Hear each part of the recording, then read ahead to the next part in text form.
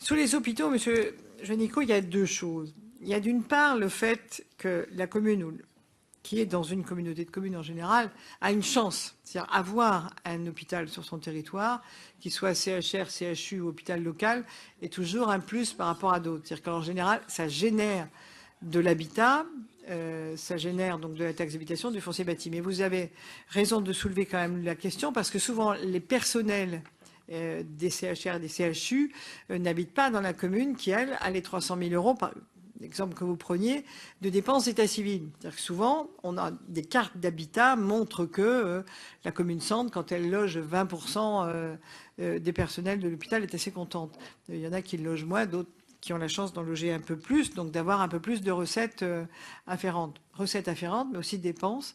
Hein, j'entends les gardes atypiques dont je parlais à l'instant ou des choses de ce type. Donc moi, je ne peux pas vous répondre aujourd'hui. D'abord parce que c'est compliqué et qu'il faudrait à la limite aller regarder pour les déclarations de naissance. C'est un débat sans fin qui existe depuis longtemps. L'état civil est pris au lieu de naissance, pas au lieu d'habitation des parents. Donc ça dure depuis. Enfin, j'ai entendu des débats lorsque j'étais garde des Sceaux déjà sur ces sujets de la localisation de l'adresse de naissance, avec une demande à l'époque de faire porter la charge de l'état civil sur beaucoup plus de communes. Donc ça revenait à ce que vous dites, avec une recherche juridique de domiciliation qui était différente que la solution que vous proposez. Moi, je m'engage simplement à avoir une étude d'impact, parce que c'est quand même une dépense de l'État dans ce cas-là, et sur quel fonds on la prend.